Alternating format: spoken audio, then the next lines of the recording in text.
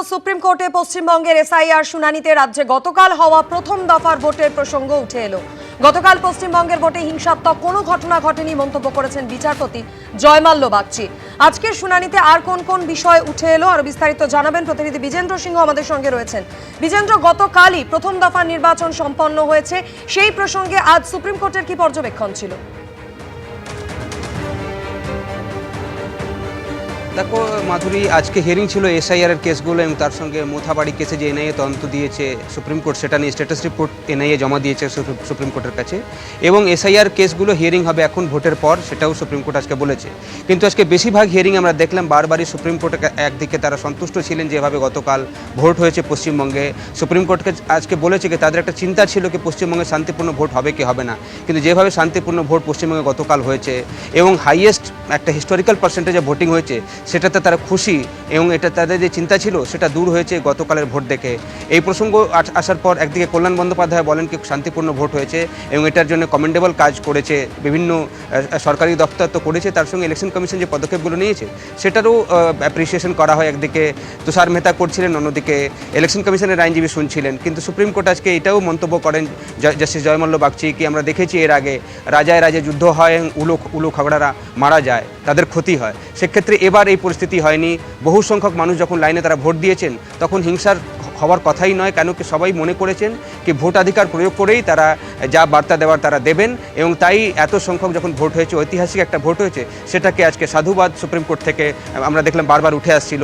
তুষার মেহতাও বললেন কি এর আগে পশ্চিমবঙ্গে হিংসার একটা ইতিহাস রয়েছে, ভোটের সময় সবসময় সেখানে হিংসা হয়, কিন্তু ছোট কয়েকটা ঘটনাকে বাদ দিয়ে দেওয়া হয়, শান্তিপূর্ণ ভোট হয়েছে। তিনি বলেন কি সেটার জন্য কেন্দ্রীয় বাহিনী বা সেন্ট্রাল ফোর্স যেটা কাজ করেছে সেটাকেও কমেন্ট করা উচিত যেভাবে তারা কাজটা করেছেন। তবে কল্যাণ বন্দ্যোপাধ্যায় বলেন কি একটা বড় সংখ্যা যে ভোটিং হয়েছে তার কারণ এটাও রয়েছে, অনেক ভোটার মনে করছিলেন কি তারা যদি ভোটাধিকার না প্রয়োগ করেন তাহলে তাদের এই ভোটাধিকার আর থাকবে না, এটাও একটা চিন্তা ছিল ভোটারদের কাছে, তাই এত সংখ্যক মানুষ প্রায় 92% পার হয়ে গেছে ভোটিং, সেটা হয়েছে। তবে আজকে সুপ্রিম কোর্টের আমরা দেখলাম অবজারভেশন ছিল, বিশেষ করে ইলেকশন কমিশনের জন্য বললেন জাস্টিস বাগচি কি মিস্টার নাইডু যিনি ইলেকশন কমিশনের লয়ার কি দেখুন আজকে আপনাকে সবাই প্রশংসা করছে, আপনারা যে পদক্ষেপগুলো নিয়েছিলেন তাদের একটা চিন্তা ছিল কি পশ্চিমবঙ্গে শান্তিপূর্ণ ভোট হবে কি হবে না, কিন্তু যেভাবে গতকাল ভোট হয়েছে দু একটা যদি ইনসিডেন্ট মাইনর বাদ দেওয়া হয় তাহলে শান্তিপূর্ণই ভোট হয়েছে এবং ঐতিহাসিক পার্সেন্টেজ ভোট হয়েছে, ঐতিহাসিক পার্সেন্টেজ মানুষ বাড়ি থেকে বেরিয়ে লাইনে দাঁড়িয়ে তারা ভোট দিয়েছেন, সেটাকেও আজকে খুবই খুশির সুপ্রিম কোর্ট রয়েছে, সেটা আজকে মন্তব্য করেছেন chief justice of India justice Suryakant. এবং বাকি যে ট্রাইব্যুনালগুলো কেস চলছে সেটাতে আজকে কল্যাণ বন্দ্যোপাধ্যায় বলেন কি ট্রাইব্যুনাল যে ডিসপোজ অফ কেসগুলো করেছে সেটা মাত্র 139টা কেস ডিসপোজ অফ হয়েছে, যেখানে 27 লক্ষ পেন্ডিং রয়েছে, ফার্স্ট ফেজের ইলেকশন ইতিমধ্যে হয়ে গেছে। তার অনুরোধ করেন সুপ্রিম কোর্টকে আজকে কি এখানে যদি কোনো অর্ডার দেয় সুপ্রিম কোর্ট আজকে তাকে বলে কি আপনি কলকাতা হাইকোর্টের চিফ জাস্টিসের কাছে যান, সেখানে আপনারা বক্তব্যগুলো রাখুন এবং সেখানে ট্রাইব্যুনালের কাছে কিছু স্পিডি যদি ডিসপোজালের প্রয়োজন রয়েছে সেটা কলকাতা হাইকোর্টের চিফ জাস্টিস তার নির্দেশ দেবেন ট্রাইব্যুনালগুলোকে। অন্যদিকে মোথাবাড়িতে যে এনআইএ রিপোর্ট জমা দিয়েছে আজকে, সেটাতে এনআইএ আজকে বলে কি তারা চার্জশিট ফাইল করতে চাইছেন অন্যান্য কেসগুলোকে জন্য, এখনও তদন্ত চলছে, তারা পরবর্তী স্ট্যাটাস রিপোর্ট দেবেন, কিন্তু এখনও যদি কোনো ডেট না দেয় সুপ্রিম কোর্ট সেক্ষেত্রে তারা একটা লঙ্গার ডেট চাইছিলেন নেক্সট স্ট্যাটাস রিপোর্ট দেওয়ার জন্য। সুপ্রিম কোর্ট আজকে অনুমতি দিয়েছে এনআইএকে, নেক্সট স্ট্যাটাস রিপোর্ট তারা সময় মোতাবেক দেবেন যখন তারা চার্জশিট ফাইল করে নেবেন, এটা আজকে সুপ্রিম কোর্ট বলেছে। নেক্সট ডেট অফ হিয়ারিং দুপক্ষ থেকে বলা হচ্ছিল ইলেকশনের পর এখন রাখা হোক, যেহেতু ফার্স্ট ফেজ ভোট শান্তিপূর্ণ হয়েছে, এখন কোনো ইন্টারভেনশনে তারা প্রয়োজন মনে করছেন না। নেক্সট ফেজ অফ ভোট 29 তারিখ রয়েছে মাধুরী, এবং তারপরেই কোনো ডেটে হিয়ারিং এখন সুপ্রিম কোর্টে হবে এসআইআর এবং মোথাবাড়ি দুটো কেস নিয়েই। অবশ্যই সেদিকে নজর থাকবে। আপাতত বিজেন্দ্র, ধন্যবাদ। এসআইআর এর পর যাকে বলে ভোটের সুনামি, স্বাধীনতার পর পশ্চিমবঙ্গে সর্বোচ্চ ভোটদান হলো এবারের বিধানসভা নির্বাচনে। ভোট পড়ল 91.78%। সবচেয়ে বেশি ভোট পড়েছে দক্ষিণ দিনাজপুরে 94.37%। শুরু হয়ে গেল ভোট যুদ্ধ। সকাল থেকে বুথের বাইরে ভোটারদের লম্বা লাইন, কয়েকটি ঘটনা ছাড়া কার্যত উৎসবের মেজাজে ভোট দিলেন ভোটাররা। স্বাধীনতার পর পশ্চিমবঙ্গের রেকর্ড ভোট পড়ল 92.35%। 96% বা তার বেশি ভোট পড়ল 10টি বিধানসভা আসনে। চুরমার হয়ে গেল পুরনো সব রেকর্ড। ঐতিহাসিক ভোট হলো পশ্চিমবঙ্গে। সবচেয়ে বেশি ভোট পড়েছে কোচবিহার ও দক্ষিণ দিনাজপুরে, সেখানে ভোটের হার 95%-এরও বেশি। তারপরেই রয়েছে বীরভূম ও জলপাইগুড়ি, যেখানে ভোট পড়েছে 94%-এর বেশি। মুর্শিদাবাদ, মালদা ও উত্তর দিনাজপুরে 93%-এর বেশি। প্রায় 92% ভোট পড়েছে ঝাড়গ্রাম, পশ্চিম মেদিনীপুর ও বাঁকুড়ায়। আলিপুরদুয়ার, পূর্ব মেদিনীপুর ও পুরুলিয়ায় পড়েছে 90 থেকে 91% ভোট। बंगाल में हो रहा बम्पर मतदान ये साफ साफ दिखा रहा है कि भय हार रहा है और भरोसे की जीत पक्की है। প্রথম দফায় ভোটে আজকে বিজেপির রফা দফা করে দিয়ে এসছি।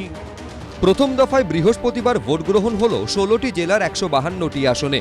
আর সময় যত এগোলো উপচে পড়ল ইভিএম। নির্বাচন কমিশন সূত্রে খবর, সকাল 9টা পর্যন্ত ভোট পড়ে 18.76%। সকাল 11টায় সেই হার দাঁড়ায় 41.11%। 62.11% ভোট পড়ে যায় দুপুর 1টা পর্যন্ত। দুপুর 3টেই প্রদত্ত ভোটের হার দাঁড়ায় 78.77%। বিকেল 5টা পর্যন্ত ভোট পড়ে 89.93%। শেষ অবধি সেই হার দাঁড়ায় 92.35%, যা রেকর্ড। বিশেষজ্ঞদের একাংশের মতে এই রেকর্ড ভোট পড়ার নানা কারণ হতে পারে। এসআইআর এর পর এবার প্রথম ভোট, তাই ভোট দিতে না পারলে নাম কাটা যেতে পারে এই আশঙ্কায় দলে দলে মানুষ ভোট দিতে বের হয়েছেন।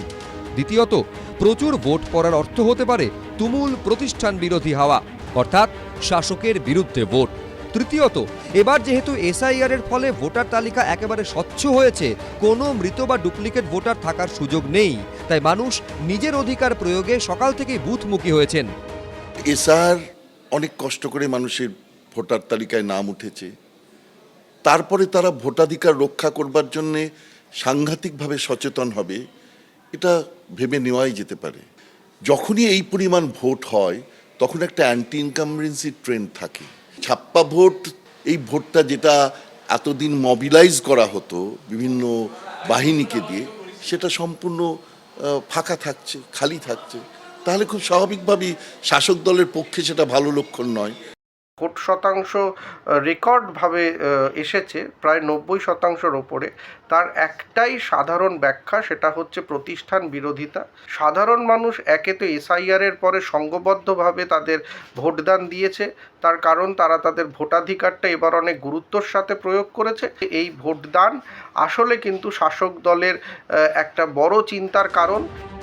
নির্বাচন কমিশন সূত্রে খবর, 2011 সালে যখন ক্ষমতায় আসে তৃণমূল কংগ্রেস, সেই বছর বিধানসভা নির্বাচনে ভোট পড়ে 84.72%।